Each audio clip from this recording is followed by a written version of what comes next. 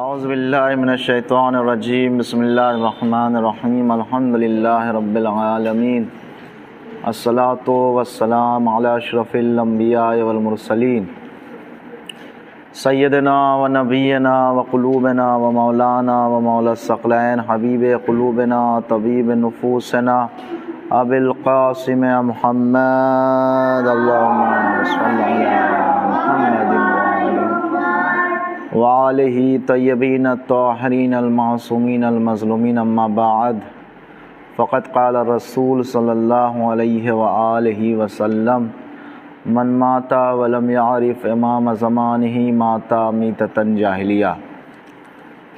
رسول اسلام صلی اللہ علیہ وآلہ وسلم کی مبارک حدیث کہ جس میں رسول اسلام صلی اللہ علیہ وآلہ وسلم نے فرمایا کہ اس کی موت جاہلیت کی موت ہے کہ جو بغیر معرفت امام کے مر جائے، یعنی معرفت امام کے بغیر مرنے والا اس طریقے سے مرتا ہے کہ گویا کہ اس کے پاس دین نہیں ہے، اس کے پاس ایمان نہیں ہے اور بغیر دین اور ایمان کے مرا ہے۔ اس سلسلے میں مہدویت کے عنوان سے یہ درس کا آج تیسرا دن ہے۔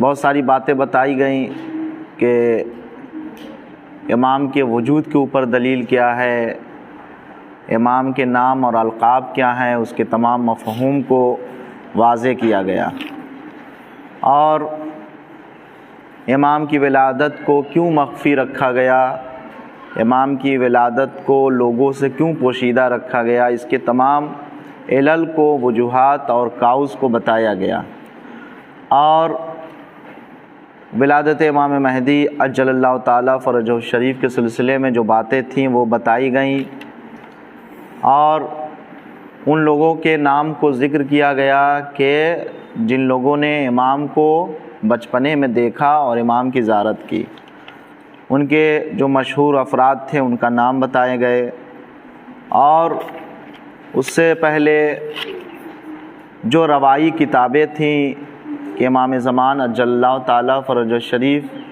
کے سلسلے میں جو مفصل احادیث بیان کی گئی ہیں، کون کون سی معتبر کتابیں تھیں وہ بیان کیے گئے ہیں۔ پھر امام زمان عجل اللہ تعالیٰ فرجہ الشریف کے پہچاننے کے کیا کیا راستے ہیں وہ بیان کیے گئے ہیں۔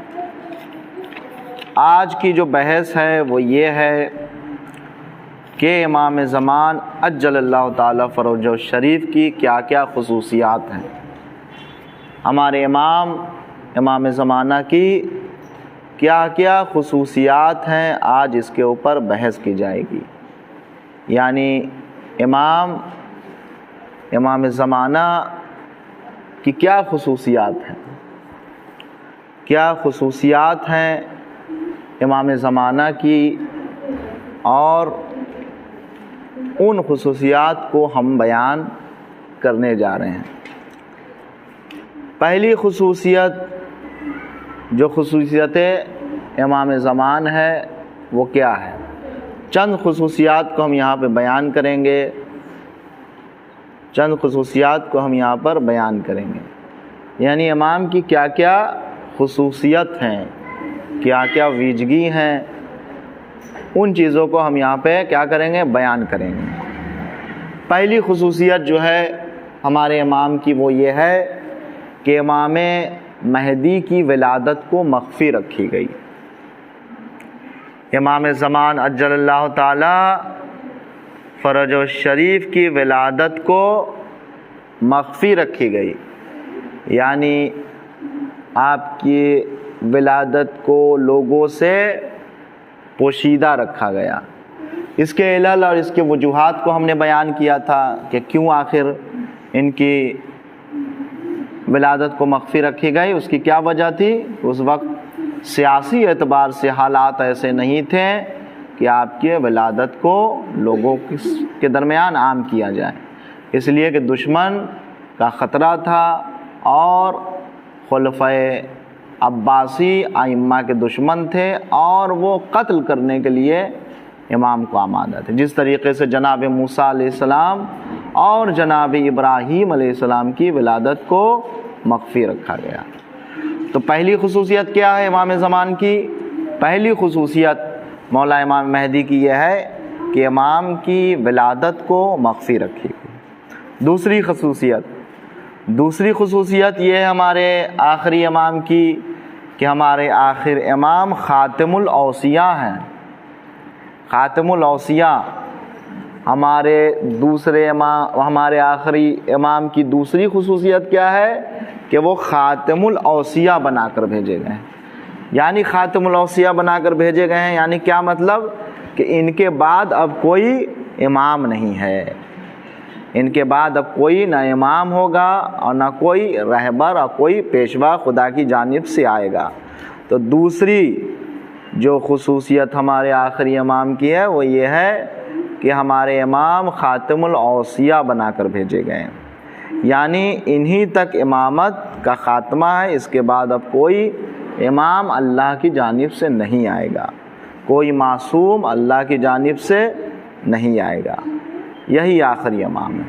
اور ان کے ظہور کے بعد ہی قیامت آ جائے گی اور سب کو حساب و کتاب دینا ہوگا، سب سے خداوند کریم حساب و کتاب لے گا، اور جس کا جو ٹھکانہ ہوگا اس کو اس ٹھکانے پر خداوند کریم پہنچا دے گا۔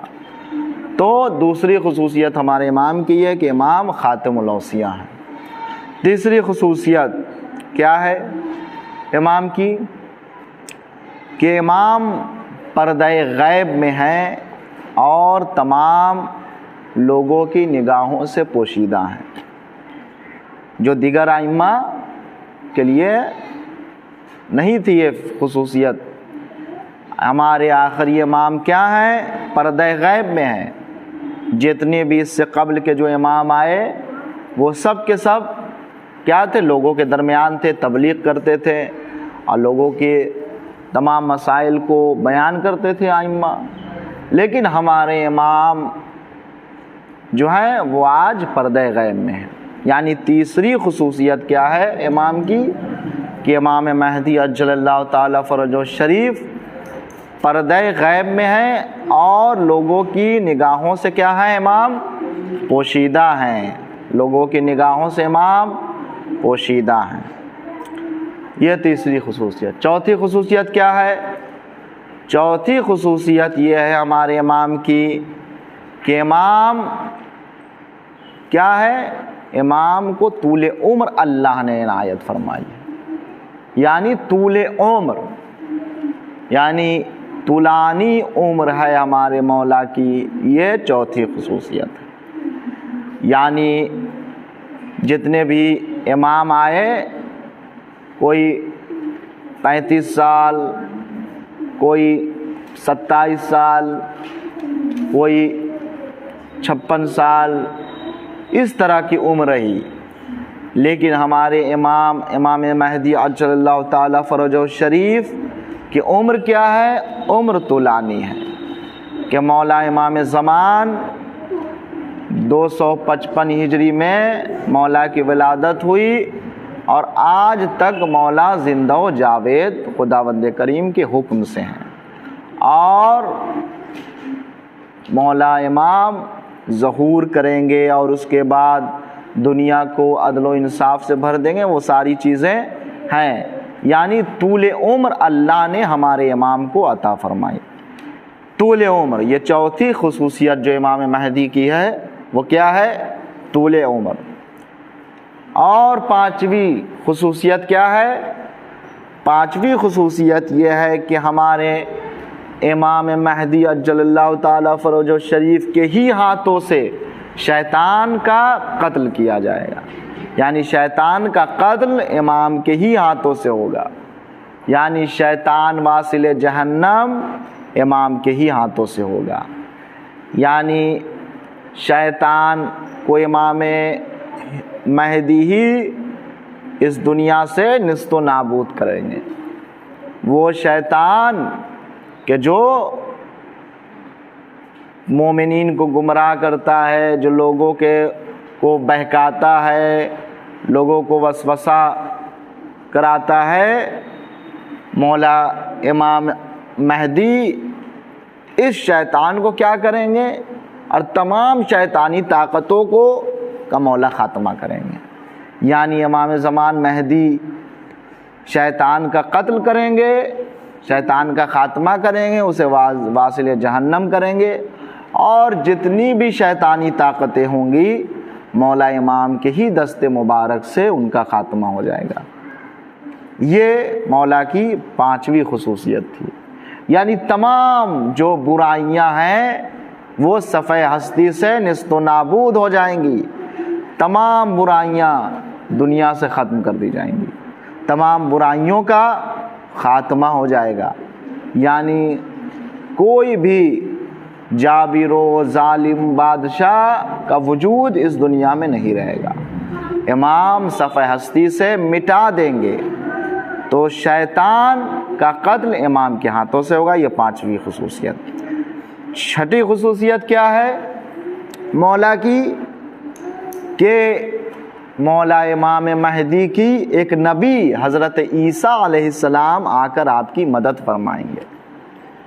یعنی جب مولا امام کا ظہور ہوگا تو جناب عیسیٰ علیہ السلام خدا کی اجازت سے آئیں گے اور آپ کی نصرت کے لیے آپ کے ساتھ، آپ کے لشکر میں اور آپ کے ساتھ وہ کیا کریں گے، رہیں گے، اور آپ کے ناصروں میں سے ہوں گے، آپ کے مددگار میں سے ہوں گے، وہ یاری اور ہمکار میں سے ہوں گے مولا امام.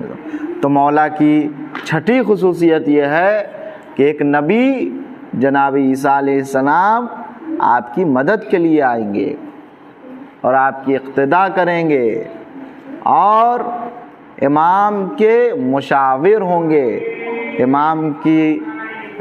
امام کے ساتھ ہم رکاب ہوں گے، امام کے مددگار ہوں گے. یہ 6ٹھی خصوصیت. اور 5ویں خصوصیت کیا ہے؟ 7ویں خصوصیت. 7ویں خصوصیت یہ ہے کہ پوری دنیا میں امام زمان نظام اسلامی کو قائم کریں گے. پوری دنیا میں امام زمان نظام اسلامی کو کیا کریں گے، قائم کریں گے. یعنی کہیں آپ دیکھ لیجئے کہ کوئی انسان کہیں کا مدیر یا پرنسپل ہو جاتا ہے تو وہ ایک جگہ کا ہوتا ہے، ایک جگہ کا وہ عہدیدار ہوگا، ایک جگہ وہ اپنی حکومت نافذ کر سکتا ہے، ایک جگہ وہ اپنی حکومت چلا سکتا ہے، اس کا وہ حاکم ہو سکتا ہے. لیکن امام زمان جب آئیں گے تو پوری دنیا میں کیا کریں گے، ایک نظام اسلامی قانون کو کیا کریں گے، نافذ کریں گے. یعنی پوری دنیا میں ایک نظام ہوگا. آج مختلف نظام ہے، ہر جگہ کا الگ الگ نظام ہے، الگ الگ قانون ہے، الگ الگ صوبے کے الگ الگ قوانین ہیں. فلاں صوبے کا الگ قانون، فلاں صوبے کا الگ قانون، فلاں صوبے کا الگ قانون، الگ نظام. مثلا فلاں ملک کا الگ قانون ہے، فلاں ملک کا الگ قانون ہے. لیکن جب امام زمان آئیں گے تو پوری دنیا میں ایک نظام رہے گا، ایک قانون رہے گا اور نظام اسلامی رہے گا. اس کے علاوہ کوئی اور قانون نہیں رہے گا. یعنی پوری دنیا میں صرف ایک نظام اسلامی، قانون اسلامی رہے گا، جو مولا امام زمان اجل اللہ تعالیٰ فرجہ الشریف کے ذریعے سے اس نظام کا کیا ہوگا، پوری دنیا میں نشر و اشاعت ہوں گے. یعنی پوری دنیا میں یہ نظام برپا ہو جائے گا. یہ 7ویں خصوصیت تھی. 8ویں خصوصیت کیا ہے کہ جب امام نظام اسلامی کو مولا قائم کر دیں گے تو اب 8ویں خصوصیت یہ ہمارے امام کی کہ پوری دنیا میں عدل و انصاف قائم ہو جائے گا. یعنی پوری دنیا میں عدل و انصاف، یعنی کہیں بھی ظلم نہیں ہوگا، کوئی بادشاہ ظلم نہیں کرے گا، کوئی انسان کسی انسان پہ ظلم نہیں کرے گا، کوئی حاکم کسی پر ظلم کرتا ہوا نظر نہیں آئے گا، کوئی کسی کو کمزور نہیں کر سکے گا. کوئی مستضعفین پر ظلم نہیں کرے گا، ظلم و ستم نہیں کرے گا۔ یعنی امام زمان جب آئیں گے تو جس طریقے سے پوری دنیا میں نظام اسلامی کو قائم کریں گے، ٹھیک اسی طریقے سے امام کی خصوصیت یہ ہے کہ امام پوری دنیا کو عدل و انصاف سے بھر دیں گے۔ امام پوری دنیا کو کیا کریں گے؟ عدل و انصاف سے بھر دیں گے۔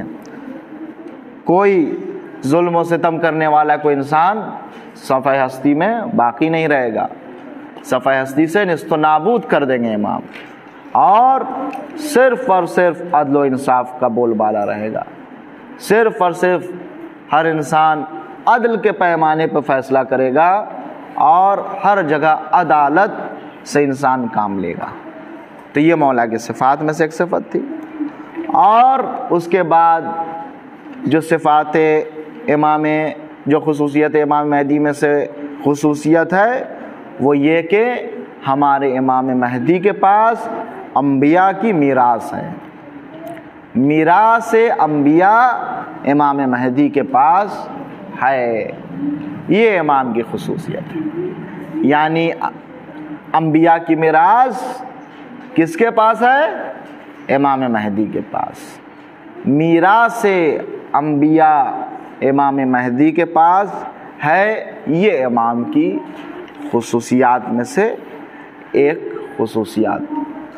تو ہم نے یہاں پر کچھ خصوصیات کو بیان کیے کہ امام کی کیا کیا خصوصیات ہیں۔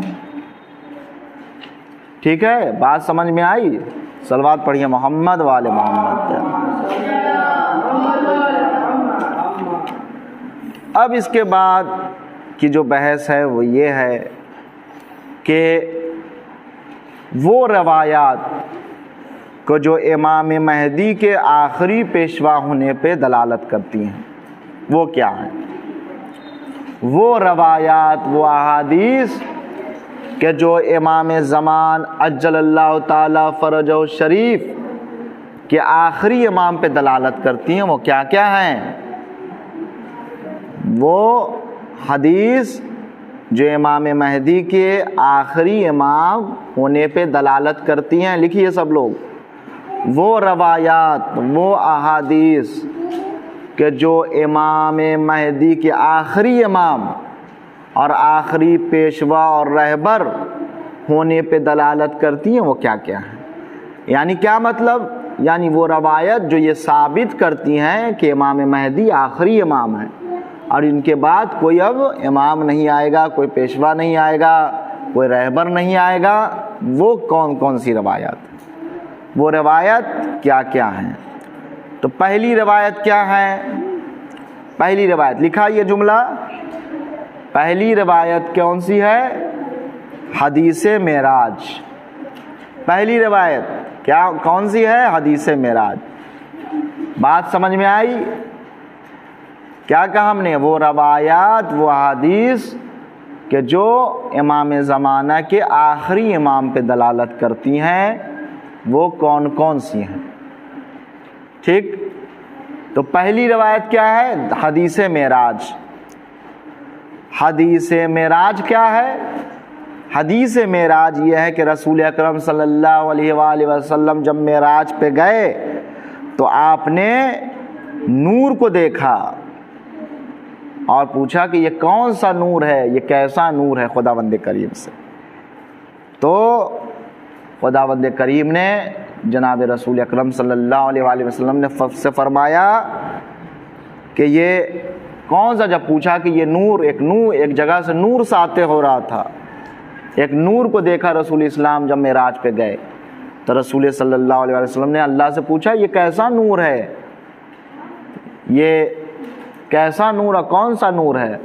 تو پروردگار عالم نے رسول اسلام سے فرمایا کہ یہ وہ نور ہے کہ یہی دین کے پیشوا اور رہبر ہیں، کہ ان میں سے اول حضرت علی بن ابی طالب علیہ السلام ہوں گے آپ کے بعد، اور آخر امام مہدی عجل اللہ تعالی فرجہ الشریف ہوں گے، کہ جو ہمارے حلال کو حلال کریں گے دنیا میں اور ہمارے حرام کردہ چیزوں کو حرام کریں گے، اور ہمارے دشمنوں سے انتقام لیں گے۔ یہ پروردگار عالم کس سے کہہ رہا ہے؟ رسول اسلام صلی اللہ علیہ وسلم۔ جب رسول اسلام معراج پہ گئے تو پہلی حدیث کون سے ہوئی؟ حدیث معراج، کہ جب رسول اسلام معراج پہ گئے تو دیکھا کہ ایک نور ساطع ہو رہا ہے۔ پوچھا کہ یہ کون سا نور ہے؟ تو اللہ نے کیا کہا؟ اللہ نے کہا کہ یہ دین کے پیشوا اور رہبر ہیں، یہ انہی کا نور ہے کہ ان میں سے اول آپ کے بعد علی بن ابی طالب اور آخر امام مہدی ہوں گے، کہ یہ ہمارے حلال کردہ چیزوں کو حلال قرار دیں گے دنیا میں، اور حرام کردہ چیزوں کو حرام قرار دیں گے، اور ہمارے دشمن سے کیا کریں گے؟ انتقام لیں گے۔ یہ پہلی حدیث۔ دوسری حدیث کیا ہے؟ دوسری حدیث حدیث لوح حضرت فاطمہ زہرا سلام اللہ علیہ۔ حدیث لوح حضرت فاطمہ زہرا سلام اللہ علیہ۔ یہ کون سی حدیث ہے؟ یہ وہ حدیث ہے کہ لوح حضرت زہرا سلام اللہ علیہ کہ خداوند کریم نے جناب فاطمہ کو ہدیہ کیا تھا۔ فاطمہ زہرا سلام اللہ علیہ کو لوح کیا کیا تھا؟ ہدیہ کیا تھا۔ اسی لوح پہ، لوح فاطمہ زہرا سلام اللہ علیہ پہ ائمہ کے نام نقش ہیں۔ کیا نام نقش ہیں؟ کس طرح کی حدیث ہے کہ امام حسن عسکری علیہ السلام سے روایت ہے، اور اس سے قبل کے تمام ائمہ سے روایت ہے کہ اس لوح فاطمہ پہ کیا نقش تھا؟ اکملو ذالک بابنہ محمد رحمتا للعالمین، کہ امر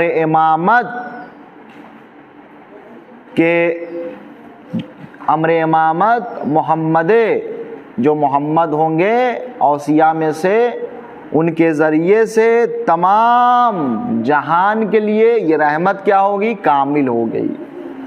یہ رحمت تمام جہان کے لیے کامل ہوگی۔ یعنی اس لوح فاطمہ پہ کیا لکھا تھا؟ یعنی یہ لکھا تھا کہ آخری امام، امام زمان یعنی مہدی کی ہی امامت سے پوری دنیا کا خاتمہ ہو جائے گا، یعنی ان کے بعد کوئی امام نہیں آئے گا۔ حدیث معراج میں بھی یہی بات ہوئی کہ امام مہدی آخری امام، ان کے بعد کوئی امام نہیں آئے گا۔ لوح فاطمہ زہرا سلام اللہ علیہ سے بھی یہی بات سمجھ میں آئی کہ امام مہدی ہی آخری امام ہے، ان کے بعد کوئی دوسرا امام نہیں ہوگا۔ اس کے بعد تیسری حدیث کیا ہے؟ حدیث غدیر۔ تیسری حدیث کون سی ہے جو یہ بات ثابت کرتی ہیں کہ امام مہدی آخری امام ہے؟ وہ حدیث غدیر ہے۔ کیا حدیث غدیر ہے؟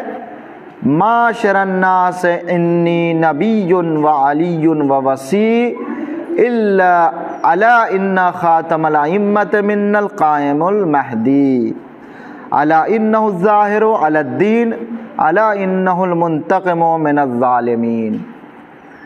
کیا حدیث ہے غدیر؟ حدیث غدیر میں کیا ہے کہ اے مردوم، اے لوگ، یہ جان لو کہ ہمارے بعد کون دین کا پیشوا ہے؟ علی ابن ابی طالب علیہ السلام، اور اس کے بعد ہماری ہی نسل سے کیا ہوں گے؟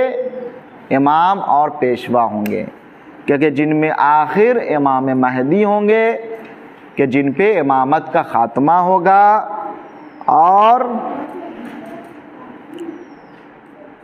دین اللہ ان کے ذریعے سے کیا کرے گا؟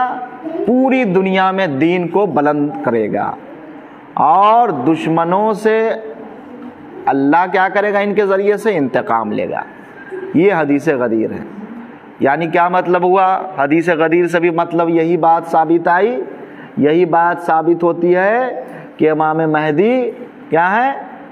آخری امام ہے، اور ان کے بعد کوئی امام نہیں ہوگا۔ ٹھیک ہے۔ اس کے بعد چوتھی حدیث، حدیث رسول اکرم صلی اللہ علیہ وآلہ وسلم۔ چوتھی حدیث کیا ہے؟ حدیث رسول اکرم صلی اللہ علیہ وآلہ وسلم کیا ہے یہ حدیث رسول اسلام کی؟ الائمۃ بعد اثنا عشر اولہم علی ابن ابی طالب وآخرہم القائم فہم خلفائی واوصیائی واولیائی وحجج اللہ علی امتی بعدی المقر بہم مؤمن والمنکر لہم کافر۔ رسول اکرم صلی اللہ علیہ وآلہ وسلم فرماتے ہیں کہ ہمارے بعد 12 ہمارے خلیفہ اور وصی ہوں گے ہمارے بعد، کہ جن میں اول علی ابن ابی طالب ہوں گے اور آخر المہدی ہوں گے، کہ جو بھی ان میں سے کسی ایک کا انکار کر دے گا وہ کافر اور فاسق ہو جائے گا۔ یعنی جس نے کسی ایک پر بھی ایمان نہیں لایا اور ایک پر بھی اس کا ایمان اور اس کا یقین نہیں ہے تو وہ کیا ہو جائے گا؟ کافر ہو جائے گا۔ یعنی اس حدیث سے بھی یہ بات واضح ہوتی ہے کہ امام مہدی ہی کیا ہے؟ آخری امام، امام زمان اجل اللہ تعالی فرج الشریف۔ اور اس کے بعد حدیث امام علی ابن ابی طالب علیہ السلام، 5ویں حدیث حدیث علی ابن ابی طالب علیہ السلام ہے کہ علی علیہ السلام بھی فرماتے ہیں کہ جب مولا سے پوچھا گیا کہ جب رسول اسلام صلی اللہ علیہ وآلہ وسلم نے فرمایا تھا انی تارکو فیکم مستقلین کتاب اللہ و عطرتی و اہل بیتی، کہ ہم تمہارے درمیان 2 گرا قدر چیزیں چھوڑے جا رہے، ایک کتاب دوسرے اہل بیت۔ تو جب مولا علی ابن ابی طالب علیہ السلام سے پوچھا گیا کہ مولا یہ بتائیے کہ عطرت سے کیا مراد ہے، عطرت سے کیا مطلب ہے، تو آپ نے فرمایا انا والحسن والحسین والائمۃ التسعۃ من ولد الحسین تاسعہم مہدیہم وقائمہم لا یفرقون کتاب اللہ ولا یفارقہم حتی یردوا علی رسول اللہ صلی اللہ علیہ وآلہ وسلم حوضہ۔ یعنی جب مولا متقیان سے پوچھا گیا کہ عطرت سے کیا مطلب ہے مولا یہ بتائیے جو رسول اسلام فرما رہے ہیں، تو آپ نے فرمایا کہ عطرت کا مطلب یہ ہوا ہے کہ میں اور حسن اور حسین اور ائمہ، اور اس کے بعد جو امام حسین علیہ السلام سے جو یہ سلسلہ شروع ہوگا وہ سب کیا ہیں؟ ہمارے ائمہ ہیں، کہ جو دین کے رہبر ہیں، دین کے پیشوا ہیں، ان میں سے آخر امام مہدی اجل اللہ تعالی فرجہ الشریف ہیں، کہ لا یفارقہم حتی، کہ یہ لوگ ایک دوسرے سے جدا نہیں ہوں گے یہاں تک کہ یہ کوثر تک پہنچ جائیں۔ صلوات پڑھیے محمد و آل محمد پر۔ کون کون سی حدیث ہوئی؟ وہ حدیث کہ جو امام مہدی کی امامت کے آخری امام ہونے پر دلالت کرتی ہیں، وہ کون کون سی حدیث ہیں؟ پہلی حدیث حدیث معراج، دوسری حدیث حدیث لوح فاطمہ زہرا سلام اللہ علیہ، تیسری حدیث حدیث غدیر، چوتھی حدیث حدیث رسول اکرم صلی اللہ علیہ وآلہ وسلم، اور 5ویں حدیث حدیث حضرت علی ابن ابی طالب علیہ السلام۔ صلوات پڑھیے محمد وآلہ۔ اب یہاں سے جو بحث شروع ہوتی ہے وہ یہ ہے کہ آغاز امامت، اب جو ہے امامت کا آغاز کب ہوا مولا امام زمان، یعنی امامت کا آغاز، مولا کا آغاز امامت کی جو مدت ہے، جو سال ہے، جو تاریخ ہے، وہ کیا ہے، کب سے مولا کی آغاز امامت شروع ہوتی ہے؟ تو آپ کی ولادت و سعادت 255 ہجری 15 شعبان المعظم، اور امام حسن عسکری علیہ السلام کی شہادت 260 ہجری میں ہوئی۔ تو جس دن آپ کے پدر بزرگوار یعنی مولا امام حسن عسکری علیہ السلام کی شہادت ہوئی، اسی دن سے آپ کی امامت کا آغاز ہوا. یعنی 260 ہجری سے جب آپ سے کوئی پوچھے کہ بھائی امام مہدی کی امامت کا آغاز کب سے ہے، تو 260 ہجری سے آپ کی امامت کا آغاز ہوتا ہے. 8 ہجری سے آپ کی، یعنی 9 ربیع اول کہ جس دن ہم لوگ اس دن تاج پوشی امام زمان عجل اللہ تعالی فرجہ الشریف کے عنوان سے عید مناتے ہیں، ہے یا نہیں؟ تو جس دن امام حسن عسکری علیہ السلام کی شہادت کی تاریخ ہے، اسی دن سے امامت کا آغاز شروع ہوتا ہے. اب اس میں جو ایک نقطہ ہے وہ یہ کہ امام مہدی عجل اللہ تعالی فرجہ الشریف وہ امام ہیں کہ جو آپ نے کم سنی میں امامت کے عہدے پہ فائز ہوئے، اور آپ سے پہلے 2 امام اور کم سنی میں امامت کے عہدے پہ فائز ہوئے. کون ہیں وہ 2 امام؟ ہمارے 9ویں امام اور 10ویں امام، یعنی امام جواد اور امام ہادی علیہ السلام. یہ دونوں کم سنی میں کیا ہوئے ہیں؟ امامت کے عہدے پہ فائز ہوئے.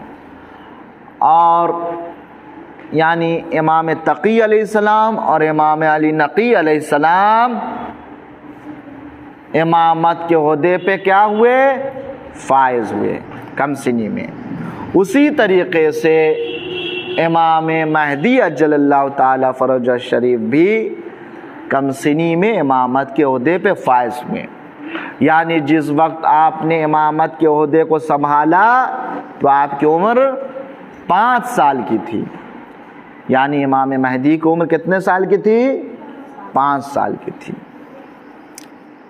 اور اسی طریقے سے تاریخ انبیاء میں بھی ملا کہ کچھ نبی بھی ایسے تھے، کچھ پیغمبر بھی ایسے تھے کہ جنہوں نے کم سنی میں عہدہ نبوت کو سنبھالا اور منصب نبوت پہ وہ فائز ہوئے. جیسے کون سے نبی تھے؟ جیسے حضرت عیسیٰ علیہ السلام. جیسے حضرت عیسیٰ علیہ السلام ابھی گہوارے ہی میں ہیں کہ آپ نبوت کے عہدے پہ کیا ہوئے؟ فائز ہو گئے. آپ گہوارے ہی میں تھے کہ اپنی نبوت کا اعلان کیا اور اظہار کیا. کس طریقے سے؟ جو قرآن مجید کی آیت ہے، کیا کیا؟ اتانی الکتاب وجعلنی نبیا، کہ اللہ نے مجھے نبی بنا کر بھیجا ہے اور کتاب کے ساتھ بھیجا ہے. تو نبی عیسیٰ علیہ السلام بھی کم سنی میں کیا ہو گئے؟ نبوت کے عہدے پہ فائز ہو گئے. اور اسی طریقے سے جناب یحییٰ علیہ السلام بھی کم سنی میں نبوت کے عہدے پہ فائز ہو گئے. جناب یحییٰ علیہ السلام، جناب یحییٰ علیہ السلام کے بارے میں بھی قرآن مجید میں ملتا ہے کہ خداوند کریم نے فرمایا یا یحییٰ خذ الکتاب بقوۃ وآتیناہ الحکم صبیا، کہ اے یحییٰ خدا کی کتاب کو لے لو اور ہم نے آپ کو بچپنے میں ہی کیا کر دیا؟ نبوت عطا کیا. یعنی ہم نے آپ کو بچپن میں ہی نبوت عطا کیا. یعنی قرآن مجید کی آیت ہے کہ اے یحییٰ کتاب کو لے لیجئے اور ہم نے آپ کو بچپن میں ہی کیا کیا؟ نبوت عطا کیا. تو ٹھیک اسی طریقے سے جس طریقے سے جناب یحییٰ علیہ السلام، جناب عیسیٰ علیہ السلام اور ہمارے 2 امام، امام تقی علیہ السلام اور امام علی النقی علیہ السلام کم سنی میں عہدے امامت پہ فائز ہوئے، اور جناب عیسیٰ اور جناب یحییٰ علیہ السلام نبوت کے عہدے پہ فائز ہوئے. ٹھیک اسی طریقے سے امام زمان عجل اللہ تعالی فرجہ الشریف کم سنی میں 5 سال کی عمر میں عہدے امامت پہ فائز ہوئے. ٹھیک ہے، کس پہ فائز ہوئے؟ کتنی عمر میں؟ 5 سال کی عمر میں. صلوات پڑھیے محمد وآلہ.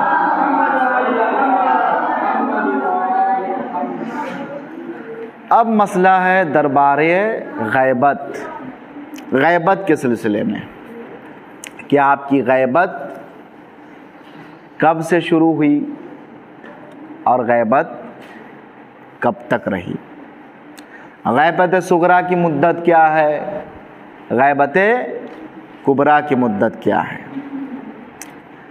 اولاً کہ ہم یہ جانیں کہ غیبت کی مدت کیا ہے اور غیبت صغریٰ کتنے دن کی رہی اور غیبت کبریٰ کب سے شروع ہوئی۔ ہمیں یہ جاننا ہوگا کہ غیبت کا مطلب کیا ہے، غیبت کا مطلب کیا ہے، ٹھیک ہے۔ غیبت کسے کہتے ہیں، غیبت کا مطلب کیا ہے؟ تو غیبت عربی ڈکشنری میں، عربی لغت میں غیبت کے کیا معنی ہیں، پہلے یہ ہم جان لیں۔ غیبت کہتے کسے ہیں؟ تو غیبت عربی لغت میں، عربی ڈکشنری میں غیبت کہتے ہیں دیکھنے والوں سے مخفی ہو جانا، یعنی دیکھنے والوں سے پوشیدہ ہو جانا، دیکھنے والے کو نہ دکھنا، اس کو کہتے ہیں غیبت۔ غیبت کا کیا مطلب ہوا کہ دیکھنے والے سے پوشیدہ ہو جانا، دیکھنے والوں سے غائب ہو جانا، اس کو کہتے ہیں غیبت۔ اور غائب اس کو کہتے ہیں جو حاضر اور ظاہر نہیں ہے، اس کو کیا کہتے ہیں؟ غائب۔ غیبت کا مطلب یہ ہوا کہ دیکھنے والوں سے پوشیدہ ہو جانا، مخفی ہو جانا، غائب ہو جانا۔ غائب کس کو کہتے ہیں؟ غائب اسے کہتے ہیں کہ جو حاضر اور ظاہر نہ ہو، اس کو غائب کہتے ہیں۔ یعنی غائب اس کو کہتے ہیں کہ جس کا وجود تھا لیکن پھر غائب ہو گیا، یعنی وہ اب آنکھوں سے پوشیدہ ہے، آنکھوں سے مخفی ہے، اب اسے ہم نہیں دیکھ سکتے، اب دیکھنے والوں کو وہ دکھائی نہیں دیتا ہے، اس کو کیا کہتے ہیں؟ غائب۔ ٹھیک اسی طریقے سے یہ جو معنی ہے وہ امام زمان پہ کیا کرتی ہے؟ تطبیق کرتی ہے کہ امام زمان کا وجود تھا لیکن اب ہماری نگاہوں سے کیا ہے؟ وہ پوشیدہ ہیں، ہم امام کو نہیں دیکھ سکتے ہیں، ٹھیک ہے۔ غائب کا مطلب غیبت اور غائب، غیبت کسے کہتے ہیں اور غائب کیسے کہتے ہیں؟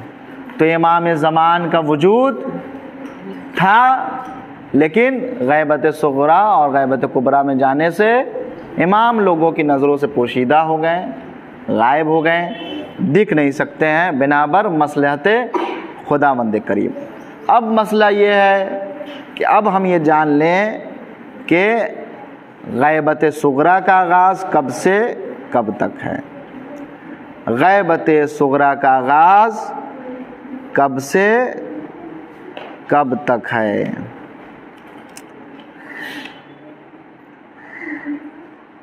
کون بتائے گا غیبت صغریٰ کا آغاز کب سے کب تک ہے؟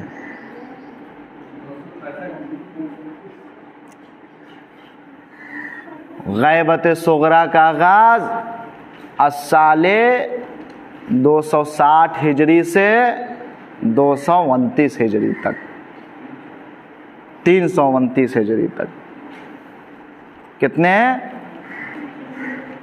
260 ہجری سے 329 ہجری تک غیبت صغریٰ کی مدت رہی، یعنی کتنے سال ہوئے؟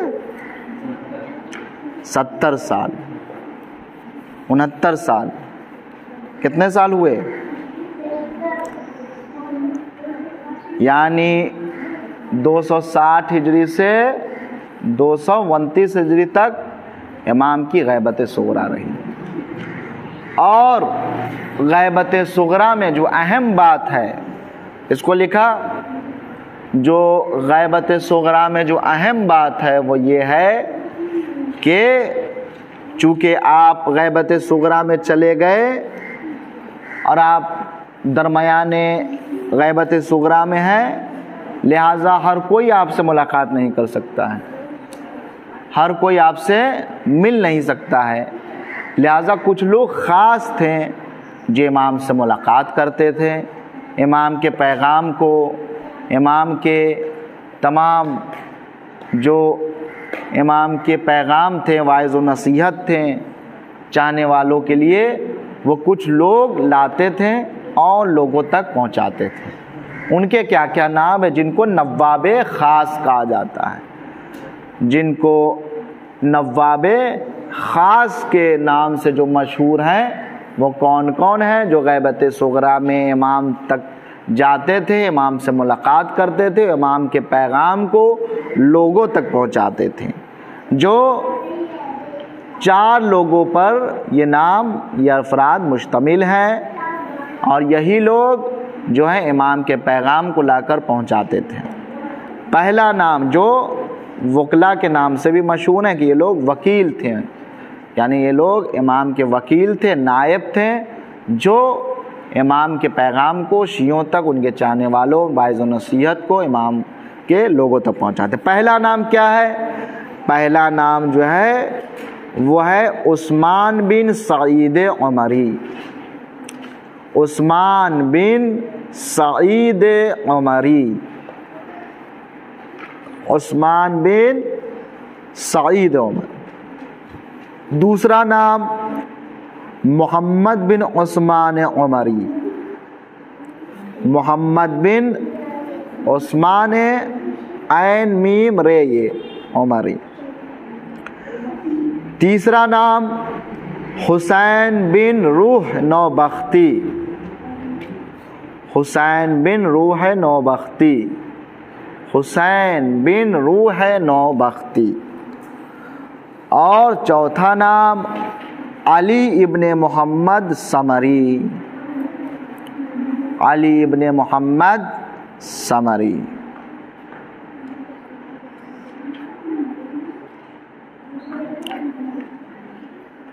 یہ لو علی ابن محمد ثمری، علی ابن محمد ثمری لکھا۔ 4 نام کیا ہے؟ پہلا نام عثمان بن سعید عمری، محمد بن عثمان عمری، حسین بن روح نوبختی، وعلی ابن محمد ثمری، وعلی ابن محمد ثمری۔ یہ 4 نام ہیں۔ اب یہ جو 70 سال کی جو غیبت صغریٰ کی جو مدت تھی، اس مدت میں امام کہ یہ وکلا تھے، یہ لوگ امام کے پیغام کو لوگوں تک پہنچاتے تھے۔ یہ لوگ کیا کرتے تھے؟ امام کے پیغام کو لوگوں تک پہنچاتے تھے، اور اس کے بعد تقریباً جب امام غیبت کبریٰ میں جانے لگے تو آپ نے علی ابن محمد ثمری جو آخری وکلا ہے، جو آخری وکلا میں سے ہیں، جن کا نام میں نے آخر میں لیا کہ علی بن محمد ثمری، یہ امام زمان نے ان کو بلایا اپنے پاس اور کہا کہ اب تم عنقریب تم خدا سے ملحق ہونے والے ہو، یعنی اب تمہارا انتقال ہونے والا ہے، اور میں اب غیبت کبریٰ میں جانے والا ہوں۔ لہٰذا اس کے بعد امام نے اس پیغام کو لوگوں تک لا کے، یعنی اور جو دیگر لوگ تھے وہ ان تک یہ پیغام کو پہنچایا۔ انہوں نے کہا کہ اب امام غیبت کبریٰ میں جانے والے ہیں، یعنی 329 ہجری کے بعد امام کیا ہو گئے؟ غیبت کبریٰ میں چلے گئے، اور علی بن محمد ثمری وفات کر گئے۔ ٹھیک ہے، یہ بات سمجھ میں آ گئی کہ غیبت صغریٰ کی مدت کب سے کب تھی، اور غیبت کبریٰ کا آغاز 329 ہجری سے غیبت کبریٰ کا آغاز ہوتا ہے۔ صلوات پڑھیے محمد وآل محمد۔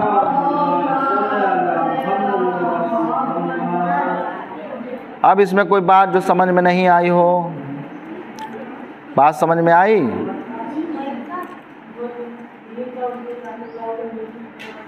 آئے 329 329 محمد بن کیا لکھا ہے بتاؤ؟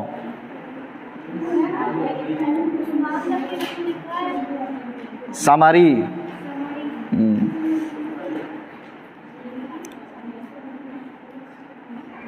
لکھا سب؟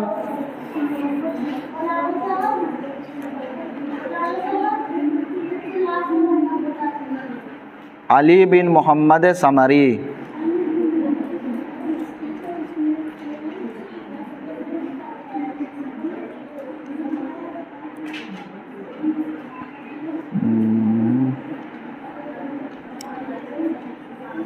اب جو ہے جو اصل چیز یہ ہے کہ آخر امام کی جو غیبت ہوئی اس کا فلسفہ کیا ہے؟ امام زمان کی جو غیبت ہوئی اس کا فلسفہ کیا ہے؟ امام زمانہ کی غیبت کا فلسفہ کیا ہے؟ فلسفہ غیبت امام زمان اجل اللہ تعالی فرجہ سے کہ آخر کیوں امام زمان غیبت میں چلے گئے؟ کیوں امام زمان غیبت صغرا اور غیبت کبریٰ میں گئے؟ آخر غیبت کا فلسفہ کیا ہے؟ آخر کیوں یہ غیبت میں امام کو جانا پڑا؟ تو پہلی چیز جو ہے وہ کیا ہے؟ برائے حفظ برائے حفظ جان امام، برائے حفظ جان امام، یعنی امام زمان کی جان کی محافظت کے لیے غیبت میں جانا پڑا، اس لیے کہ امام کے ہی ذریعے سے قیامت تک اس ہادی کے سلسلہ کو باقی رکھنا تھا۔ اگر امام غیبت میں نہیں جاتے تو جس طریقے سے اس سے قبل والے اماموں کی شہادت ہو گئی اور دشمنوں نے یا تو تلوار کے ذریعے سے یا زہر کے ذریعے سے شہادت کی منزل تک پہنچے، امام ان تلوار اور ان ظلم و تشدد کے بنا پر، تو ممکن تھا کہ امام زمان بھی مولا امام زمان کو بھی لوگ شہید کر دیتے ہیں زہر کے ذریعے سے، تلوار کے ذریعے سے۔ لہٰذا امام زمان کی جان کی محافظت کے لیے اللہ نے ان کو غیبت میں رکھا۔ پہلی وجہ فلسفہ غیبت کیا ہے؟ پہلی وجہ اور علت یہ ہے کہ امام کی جان کی سلامتی کے لیے اللہ نے آپ کو غیب میں بھیجا، اللہ نے آپ کو غیبت میں رکھا۔ تو پہلی وجہ کیا تھی؟ برائے حفظ جان امام۔ اس کے بعد دوسری وجہ کیا ہے؟ پہلی وجہ سمجھ میں آ گئی، تاکہ امام کے ہی ذریعے سے قیامت تک کی منزل کو طے کرنا تھا، اور اس دین کو کے رہبر کو، اس دین کے وارث کو، اس دین کے رہنما کو قیامت تک رکھنا تھا، اور انہی کے ذریعے سے پوری دنیا میں نظام اسلامی کو قائم کرنا تھا، پوری دنیا میں نظام اسلامی کو قائم کرنا تھا۔ اور جس طریقے سے دنیا ظلم و جور سے بھری ہے اسی طریقے سے عدل و انصاف سے بھرنا تھا، لہٰذا اللہ نے بنا بر مصلحت امام کو غیبت میں رکھا، پہلی وجہ۔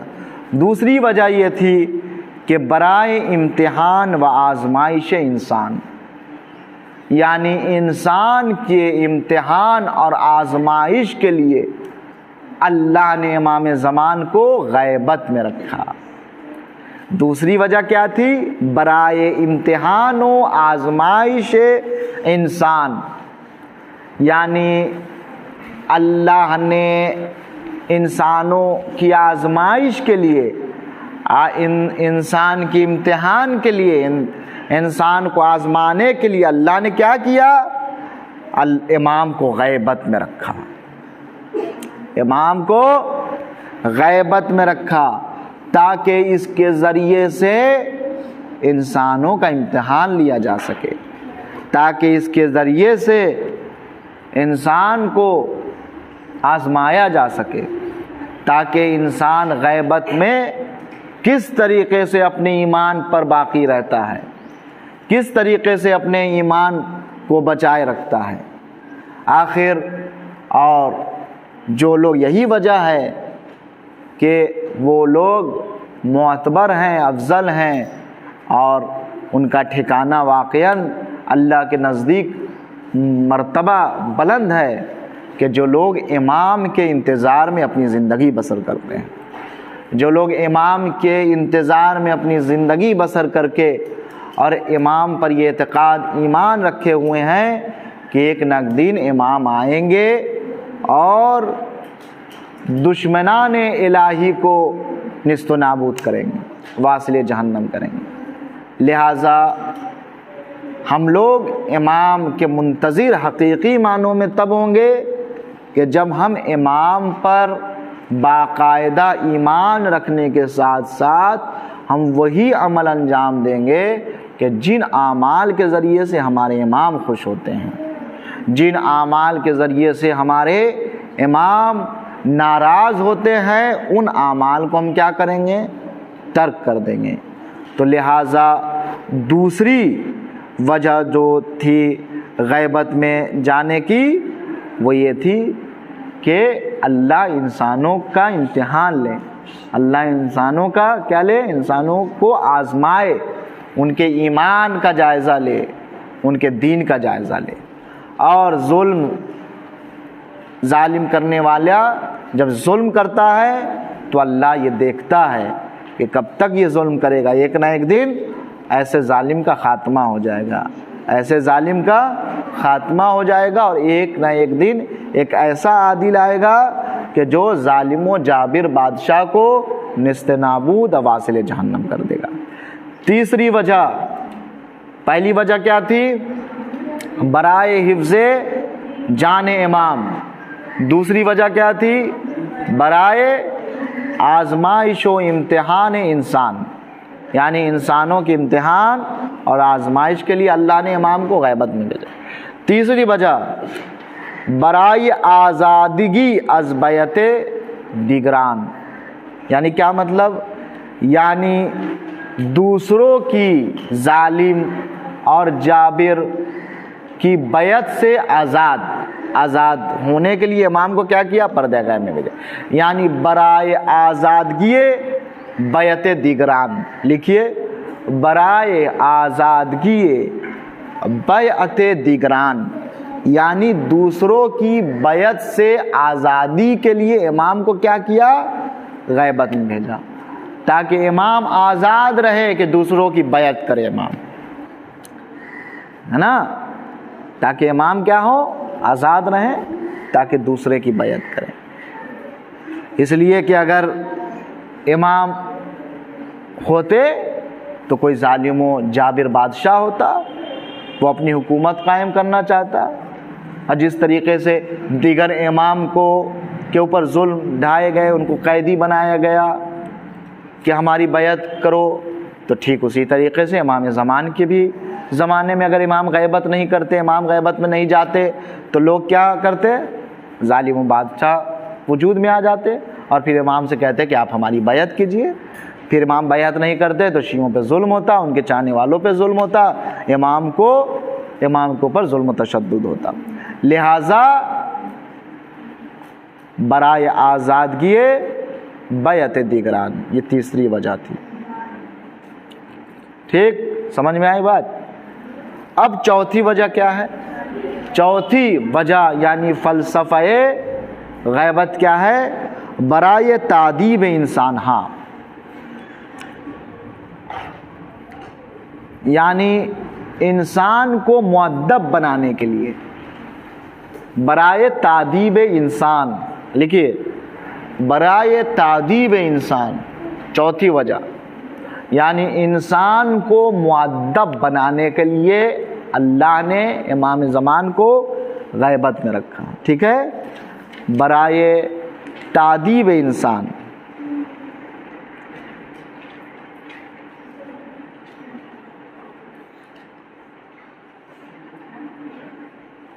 سمجھ میں آ گئی بات؟ یعنی امام کو اللہ نے اس لیے غیبت میں رکھا تاکہ انسان مؤدب ہو جائے، انسان کے اندر ادب اور احترام کی صلاحیت پیدا ہو جائے، لوگ دنیا کی حیثیت کو سمجھ جائیں، لوگ ایک ایسے منجی بشر کے نیازمند ہو جائیں اور ان کی اہمیت کو سمجھ سکے کہ کوئی ایک ایسا انسان آئے جو ہمیں حقیقی نجات دے دے، کوئی ایک ایسا انسان آئے جو ہمیں حقیقی کامیابی عطا کرے۔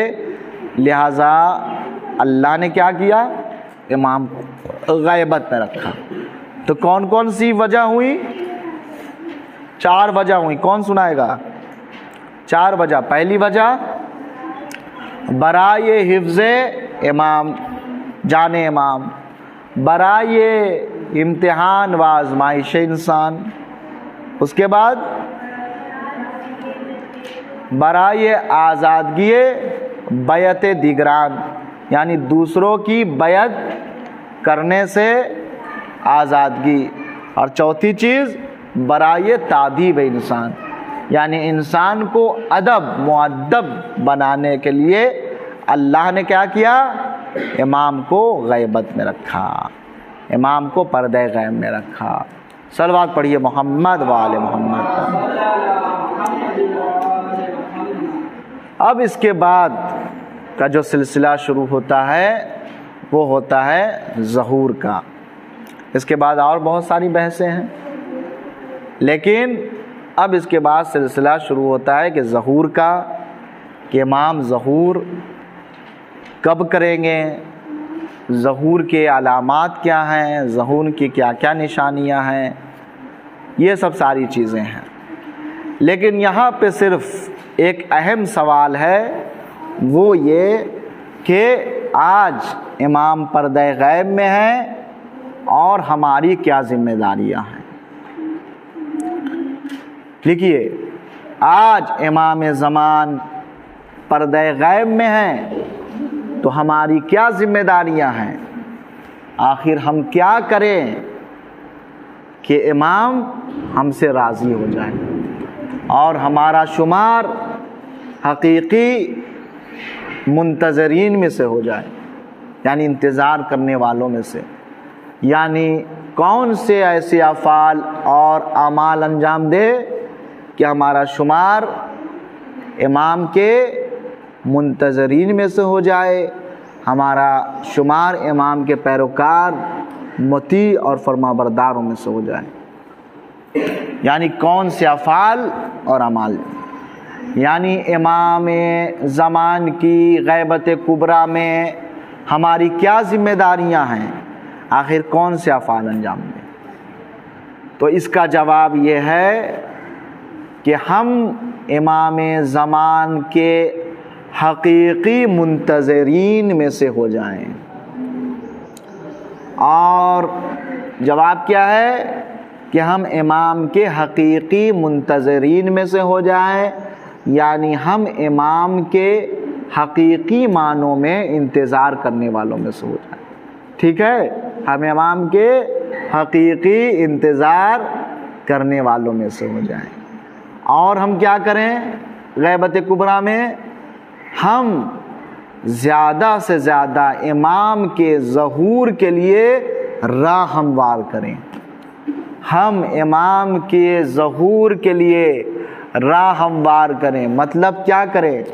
مطلب یہ کریں کہ ہم ان افعال کو، ان اعمال کو انجام دے جن افعال اور اعمال کے ذریعے سے ہمارے امام خوش ہوتے ہیں، جن افعال اور اعمال کے ذریعے سے امام ہمارے حق میں دعا کرتے ہیں، ان کیریکٹر اور کردار کو اپنائیں کہ جن کردار اور کیریکٹر اور سیرت کو دیکھنے کے بعد ہمارے امام ہمارے حق میں دعا کرتے ہیں، اور ہم ان دعاؤں کو پڑھیں کہ جن دعاؤں کو پڑھنے کی تاکید کی گئی ہے۔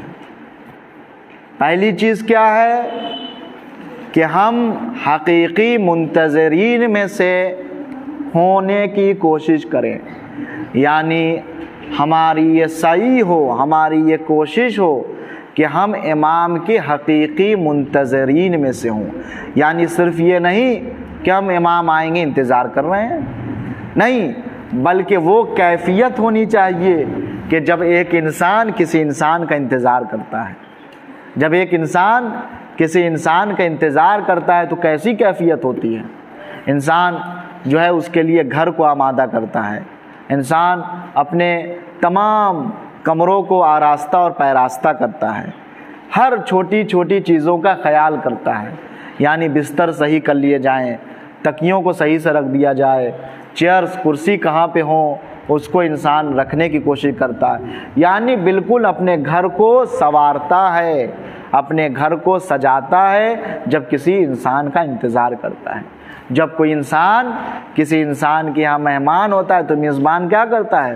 اس کا انتظار کرتا ہے اور بے صبری سے اس کا انتظار کرتا ہے، اور قبل اس کے کہ مہمان آئے اس کے لیے وہ تمام گھر کو سجا دیتا ہے، ہر اعتبار سے جو سامان ہے اس سامان کو اس کی جگہ رکھ دیتا ہے، جس سامان کی جو جگہ ہوتی ہے اس کی جگہ اس کو قرار دیتا ہے، یعنی سامان ادھر ادھر بکھرے نہیں پڑے رہتے ہیں، اپنے حجرے کو سنوارتا ہے، اپنے ڈائننگ روم کو سنوارتا ہے، اور اپنے تمام جو گھر کے جو حجرے ہیں اور جو تمام گھر کا جو ہر گوشہ ہے اس میں کیا کرتا ہے؟ وہ سنوارتا اور سجاتا ہے۔ اسی طریقے سے تو یہ معلوم ہوتا ہے کہ وہ واقعاً کسی کا انتظار کر رہا ہے، وہ واقعاً کسی کا منتظر ہے، لہٰذا وہ اپنے آپ کو آراستہ پیراستہ کر لیتا ہے، قبل اس کے کہ وہ آئے ہر چیز کی آمادگی کر لیتا ہے۔ ٹھیک اسی طریقے سے کہ جب ہم امام کے منتظر ہیں، ہم امام کے انتظار کرنے والے میں سے ہیں، تو ہم ہر اعتبار سے اپنے آپ کو امام کے لیے کیا کر دیں؟ آراستہ پیراستہ کر لیں، یعنی از اعتبار جسمانی بھی، از اعتبار روحانی بھی، ہر اعتبار اعمال و کردار ہم اپنے آپ کو سنوار لیں، یعنی کردار کے اعتبار سے بھی ہم اپنے آپ کو سجا لیں، زبان کے اعتبار سے بھی ہم اپنے آپ کو سنوار لیں، اور تمام حرکات و سکنات کو ہم کیا کریں؟ سنوار لیں، سجا لیں، یعنی ہمارے ہاتھ ایسے کاموں کی طرف نہیں جائیں جن کاموں سے امام رنجیدہ ہوتے ہیں، ہماری زبان ان کلام کو ادا نہ کرے جن کلام کے ذریعے سے ہمارے امام ہم سے خفا ہوتے ہیں، ہماری آنکھیں ان چیزوں کو نہیں دیکھے کہ جن کو دیکھنے سے ہمارے امام ہم سے ناراض ہوتے ہیں، ہمارے کان ان باتوں کو نہیں سنے جن باتوں سے ہمارے امام ہم سے خفا ہو جاتے ہیں، ہمارے قدم ان جگہ نہیں جائیں جن جگہ جانے سے ہمارے امام ہم سے ناراض ہو جاتے ہیں، ہمارے شکم ان چیزوں کو نہیں کھائیں جن کے کھانے کے بعد ہم حرام یعنی حرام خوری میں ہم مبتلا ہو جاتے ہیں۔ بات سمجھ میں آئی؟ یعنی اور ہمارے وقت یوں ہی اسراف نہیں ہو، یعنی ہم یوں ہی اپنے وقت کو برباد کریں، اپنے وقت کو اسراف کریں، نہیں، بلکہ اللہ اور امام ہم سے ناراضگی کا سبب بنے گا، یعنی اگر ہم وقت کو برباد کر رہے ہیں، وقت کو رائع گاہ کر رہے ہیں تو کہیں نہ کہیں ہمارے امام ہم سے ناراض ہوں گے۔ تو ہم قبل اس کے کہ ہم یہ کہیں اللہم عجل ولیک الفرج کہ امام آئیے ظہور فرمائیے، ہمیں اس وقت کہنے کا حق ہے کہ جب ہم اپنے آپ کو آراستہ اور پیراستہ کر لیں، ہم اپنے آپ کو ہر اعتبار سے سجا لیں، سنوار لیں، دیکھنے کے اعتبار سے، سننے کے اعتبار سے، زبان کے اعتبار سے، اعضاء و جوارح کے ہر اعضاء و جوارح کے اعتبار سے ہمارے اعمال اس اعتبار سے ہوں کہ امام ہم سے کیا ہوں؟ خوش ہوں، ناراض نہیں۔ تو یہ اصل ہے، یہ ذمہ داریاں۔ اور پھر اس کے بعد کیا ہے کہ ہم ان دعاؤں کو پڑھیں، ہم ان دعاؤں کو پڑھیں جن دعاؤں کے پڑھنے کی کیا کی گئی ہے؟ تاکید کی گئی ہے۔ جیسے کون سی دعائیں؟ دعائے عہد۔ دعائے عہد جتنا ہم پڑھیں گے اتنا زیادہ ہمارے اندر روحانی کیفیت پیدا ہوتی جائے گی۔ یعنی دعائے عہد کا پڑھنا بہت زیادہ ثواب ہے نا۔ اب اس کا وقت کیا ہے اس دعا کے پڑھنے کا؟ اس دعا کے پڑھنے کا وقت نماز صبح کے بعد ہے۔ نماز صبح کے بعد کون سی دعا پڑھنے کا حکم ہے؟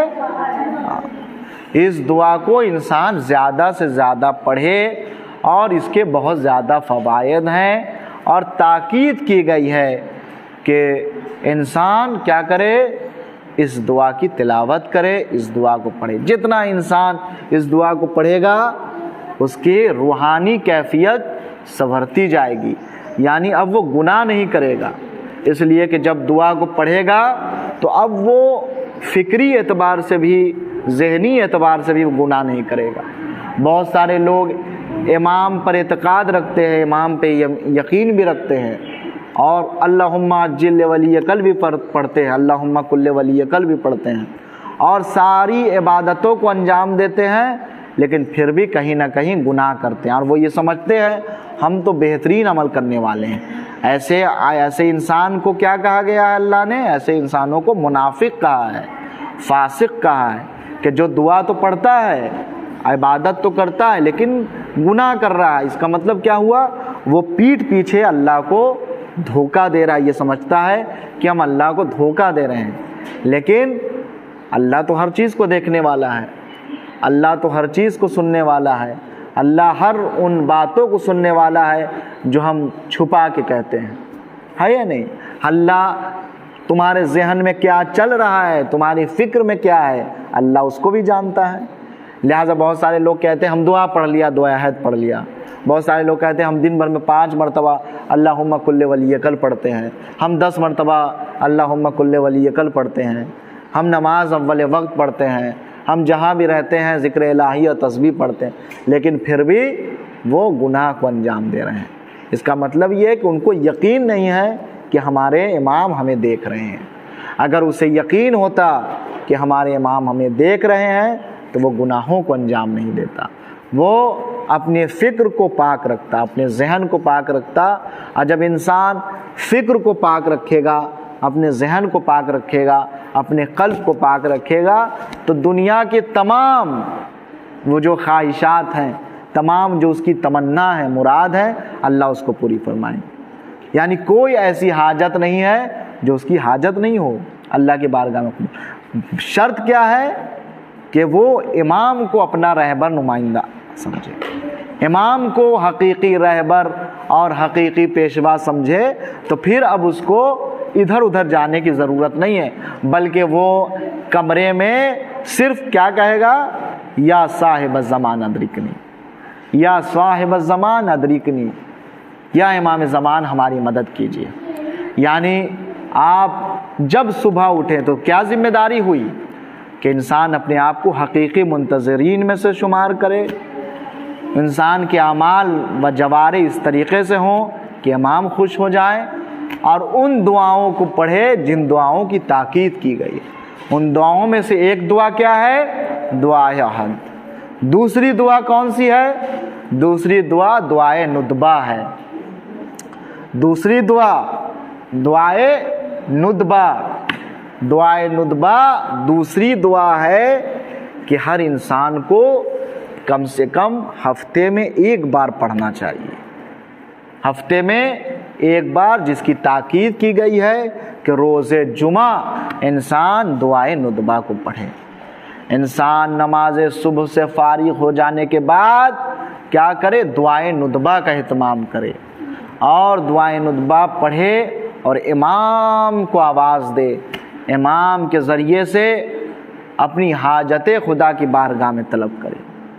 دعائے ندبہ جب انسان پڑھے گا تو اس کے اندر احساس یہ ہوگا اس کے ذہن میں، اس کے فکر میں یہ بات رہے گی کہ ہمارے امام ہمیں دیکھ رہے ہیں۔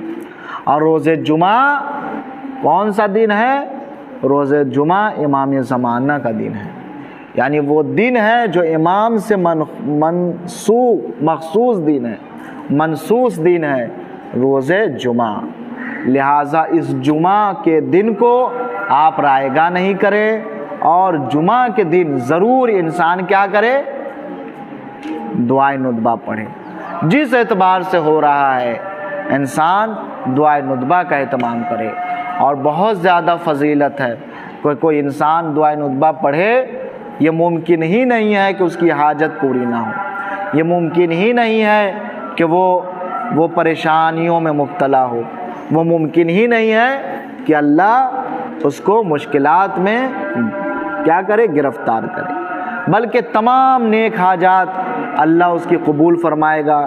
تمام نیک حاجات، تمام دلی خواہشیں جو انسان کی نیک خواہشیں ہوتی ہیں، اللہ اسے اس کے حق میں کیا کرے گا؟ قبول فرمائے گا۔ ٹھیک ہے، تو دوسری دعا کون سی دعا ہوئی؟ دعائے ندبہ۔ اور تیسری دعا کون سی ہے جو ہمیشہ انسان کو اپنی دعاؤں میں دعا پڑھنی چاہیے؟ وہ دعائے فرج۔ دعائے فرج وہ دعا ہے کہ جو ہمیشہ انسان کو پڑھنی چاہیے۔ دعائے یہ وہ دعا ہے کہ جس کے لیے یہ کہا گیا کہ اگر انسان اپنی سلامتی چاہتا ہے تو کیا کرے؟ دعائے فرج کی تلاوت کرے۔ یعنی اگر انسان چاہتا ہے کہ اپنی سلامتی چاہتا ہے، انسان اپنی بقا چاہتا ہے، انسان چاہتا ہے کہ وہ بالکل سالم رہے، تندرست رہے، انسان خوبصورت رہے، انسان کیا اپنے آپ کو لوگوں کے سامنے خوبصورت دکھانا چاہتا ہے، تو دعائے اللہم کل ولیک حجت ابن الحسن صلواتک علیہ وعلی آبائہ فی هذه الساعة وفی کل ساعة ولیا وحافظا وقائدا وناصرا ودلیلا وعینا حتی تسکنہ ارضک طوعا وتمتعہ فیہا طویلا۔